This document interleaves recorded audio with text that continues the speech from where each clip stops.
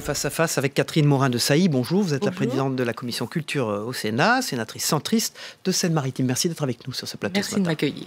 Bonjour Catherine Morin-Desailly. Le Parlement européen donc, a approuvé cette semaine la fameuse directive sur le droit d'auteur après 3 ans de débat. C'est une victoire des médias et des artistes qui seront mieux rétribués pour leur création de contenu. La France veut maintenant rapidement lancer la transposition de cette directive dans notre droit. Avant d'en parler avec vous, je vous propose de regarder ce sujet de Jonathan Dupriez. Il testo è approvato. Il aura fallu 2 ans et demi d'âpres discussions. Les eurodéputés ont adopté la directive sur le droit d'auteur, un texte conçu pour adapter la réglementation existante datant de 2001 à l'ère numérique. Les nouvelles règles visent simplement à rémunérer équitablement les auteurs créatifs, qui sont toujours l'épine dorsale de la culture européenne, un élément clé de notre économie. L'une des mesures phares prévoit d'obliger les géants du web à conclure des accords pour rémunérer les ayants droit en cas de diffusion d'un contenu. Et ces plateformes seront désormais tenues juridiquement responsables de ce qu'elles hébergent. Autre avancée majeure, l'article 15 du texte qui acte la création d'un droit voisin pour la presse. Les géants du net devront ainsi rémunérer les éditeurs de presse dont ils utilisent les contenus. Une victoire pour les défenseurs du texte, comme David Assouline, auteur d'une proposition de loi sur le sujet. On pouvait essayer de légiférer, de tâtonner au niveau national, mais les grandes plateformes pouvaient contourner. Elles ont même menacé l'Espagne d'être déréférencée. Là, au niveau européen, enfin, on peut déployer un vrai rapport de force et Google ne peut pas se passer de 450 millions d'internautes. L'adoption de la directive est un net revers infligé aux géants du net. De nombreuses associations s'étaient également mobilisées contre l'adoption de ce texte, craignant à l'avenir un filtrage généralisé du web. Catherine Morin-Desailly, le vote de cette directive, c'est donc une victoire des artistes qui vont visiblement être mieux rétribués pour leur création de contenu. Est-ce qu'ils vont vraiment être mieux payés? Est-ce qu'on est sûr que les GAFA vont jouer le jeu? La loi va s'imposer et c'est une législation unifiée au niveau européen. Donc c'est une immense victoire, c'est un pas en avant, tout comme le RGPD, le Règlement général de la protection des données, des internautes et des entreprises était un pas en avant. C'est essentiel, car c'est appliquer notre principe juridique de rétribution à sa juste valeur de la création. C'est la propriété intellectuelle, c'est Beaumarchais français, parmi les Français, qui a instauré ce principe, qui permet d'ailleurs un cercle vertueux, qui permet de régénérer perpétuellement la création. Donc derrière tout ça, il y a un modèle économique particulier qui permet la diversité culturelle et qui permet à l'Europe d'avoir sa propre création face à cette tentative hégémonique d'une culture anglo-saxonne véhiculée à travers les GAFA. Alors, toute la question maintenant, c'est effectivement l'application concrète de cette directive. Est-ce que les géants américains vont se laisser faire? Est-ce que néanmoins, on peut imaginer qu'ils peuvent contourner la directive? C'est certain, les GAFA font un lobbying effréné, tout sujet confondu. On l'a vu, ça a été très difficile de faire voter ce texte. Il y a eu beaucoup de désinformation.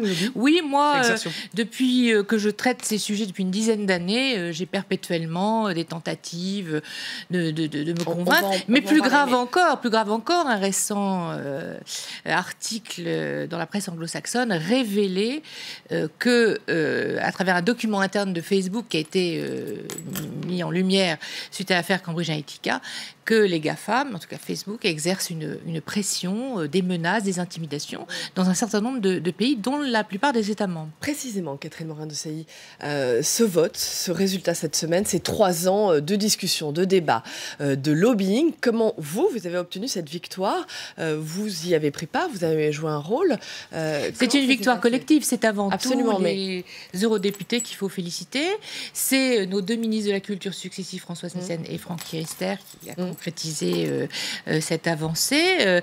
C'est les sociétés d'auteurs, il faut bien reconnaître qu'elles se sont fortement mobilisées. C'est le Parlement. Moi, j'ai fait voter une proposition de résolution européenne il y a déjà au moins 3 ans sur la gouvernance de l'Internet et sur la gestion de l'écosystème. Il y avait dans ma proposition de résolution, votée à l'unanimité au Sénat, cette question des droits d'auteur et des droits voisins qui ont été plus récemment introduits. On va en parler de droits voisins, parce que cette directive, elle concerne donc les droits d'auteur, elle concerne également les droits voisins. Les droits voisins. Peut-être expliquer ce que sont les droits voisins. Les droits voisins, ce sont les articles de presse qu'on peut notamment trouver par exemple dans Google Actualité.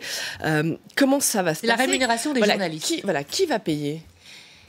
Est-ce qu'on ne peut pas imaginer qu'au final, oui, mais au final, est-ce que ça va pas être le grand public qui va au final se retrouver à payer ? Aujourd'hui, le grand public, le principe, c'est un modèle gratuit. Entre parenthèses, parce que rien n'est jamais gratuit. En échange de contenu, vous donnez finalement vos données. Et vos données, elles sont agrégées, marketées, utilisées par les géants de l'Internet. Il faut quand même le dire. C'est le modèle donc de la publicité qui génère toujours plus, à travers les clics, toujours plus d'argent pour les GAFA. Les GAFA, c'est 3 000 milliards de capitalisation boursière. Donc, inutile de vous dire que les GAFA sont très largement à l'abri du besoin et ont une force de frappe considérable. Mais on a déjà du mal à leur faire payer leurs impôts là où ils devraient les payer. Aucun impôt aujourd'hui. Ils ne sont redevables de rien, donc ils savent à travers ça les moyens de l'action publique en France et dans les autres pays au monde. Et donc, ce n'est qu'une goutte d'eau pour eux. Ce n'est qu'une goutte d'eau. Je ne suis pas du tout inquiète sur leur capacité à financer les artistes. Ils bénéficient de cette valeur ajoutée qui circule sur le net, de tous ces contenus qui sont très riches. Catherine Morin-Desailly, pour terminer sur ce sujet, sur cette directive, certaines associations de défense des libertés mettent en garde contre une nouvelle forme de censure. À votre sens, cette directive n'entame aucunement l'Internet libre. Encore une fois, désinformation, lobbying des GAFAM qui font croire qu'on va tuer la liberté d'expression. C'est de la fausse information. C'est de la fausse information, bien entendu dans la transposition de cette directive, parce que je vous rappelle que cette directive va devoir être transposée, débattue dans chaque Parlement de chaque État membre. Donc on va veiller bien sûr à tous ces équilibres.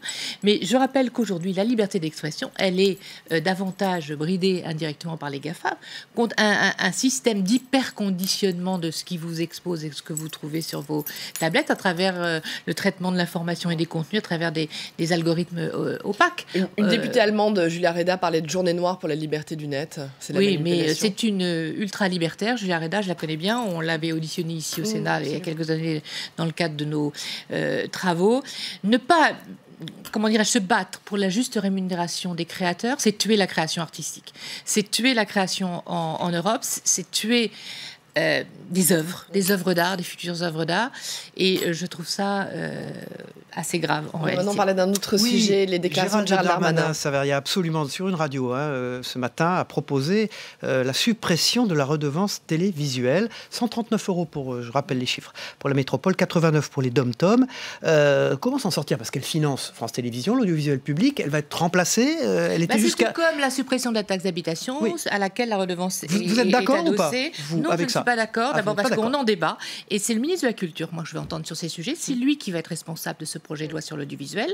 Le modèle économique de l'audiovisuel va faire partie de la réforme. Et je suis très inquiète de ces annonces. D'abord parce que ce sera toujours le contribuable qui paiera. C'est comme la suppression de la taxe d'habitation, dont on n'a pour l'instant aucune solution, aucune vision. Et aussi, c'est potentiellement la mise sous tutelle de l'audiovisuel public qui doit par définition être indépendant. Et on légiférait à contre-courant de ce qui s'est fait dans les autres pays européens. Une mesure pratique, il dit Gérald Darmanin au fond, comme oui, la collecte mais elle de la est taxe lourde. d'habitation va changer. C'est surtout une volonté de reconcentrer les pouvoirs et de décider très directement des moyens dont disposera l'audiovisuel public. Qu'est-ce que vous comptez faire en tant que présidente de la culture ? Est-ce que vous demandez une audition au ministre de la Culture, vous demandez à entendre Franck Riester ? Mais de toute façon, on va l'entendre parce qu'il y a une réforme de la distribution de la presse qui se prépare pour le mois de mai, qui sera débattue ici. Donc déjà, on va l'entendre à ce sujet.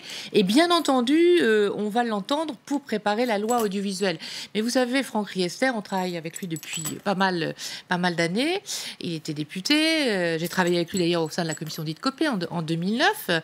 Et on a déjà eu l'occasion des échanges. Et nos échanges, en fait, ils sont réguliers et permanents. Et bien entendu, il va devoir aussi, comment dirais-je, expliquer ce qu'est son projet. Ce que vous nous dites, c'est que vous pensez qu'il n'est pas tout à fait sur la même ligne que Gérald Darmanin sur cette question. C'est un peu votre sentiment ? C'est un peu mon sentiment. En tout cas, je ne l'ai pas entendu vous avez des pistes, évoquer ce sujet. Pour créditer l'audiovisuel public d'un budget important sans redevance ? C'est forcément un impôt. où est-ce que l'on trouve l'argent? C'est forcément un impôt. C'est forcément un impôt. Le contribuable. Donc je pense que cette annonce un nouvel impôt est d'une certaine façon démagogique, si vous voulez. C'est comme la suppression de la taxe d'habitation. Et alors, ce que je note, c'est que cela correspond à une volonté finalement de reconcentration des pouvoirs. Parce que la suppression de la taxe d'habitation, c'est amputer les collectivités territoriales, les communes, du droit à lever l'impôt en fonction de leur projet. En quelque sorte, c'est aussi couper le lien de responsabilité qu'il y a des élus face aux habitants qui construisent un budget en fonction de certains projets. Tout ça est validé lors des élections, et c'est faire en sorte que finalement les collectivités territoriales, elles dépendent de Bercy qui décidera de leur dotation. Donc cette annonce ce matin vous inquiète particulièrement, c'est ça que vous nous dites. Elle m'inquiète, et je rappelle que nous avons tenu ici au Sénat un grand débat sur l'audiovisuel public en faisant venir les présidents des entreprises publiques européennes. C'était le 12 juillet, que nous avons fait des sondages, nous avons interrogé les Français sur ces sujets. Et dans ces sondages, que disaient-ils? La redevance, c'est comme un abonnement en quelque sorte, qu'ils consentaient à celle-ci dans la mesure où elle était raisonnable, et d'ailleurs c'est une des plus basses d'Europe, mais aussi et surtout si l'audiovisuel public faisait un effort de qualité, de différenciation. C'était ça. C'est le sentiment des Français de payer pour le service public. Merci beaucoup. Catherine Morin-Desailly, présidente de la Commission Culture au Sénat, sénatrice centriste de Seine-Maritime, d'avoir été notre invitée et d'avoir réagi donc à cette annonce de Gérald Darmanin qui propose de supprimer la redevance télévisuelle. Vous y êtes opposé. Ça verra au Sénat à l'agenda.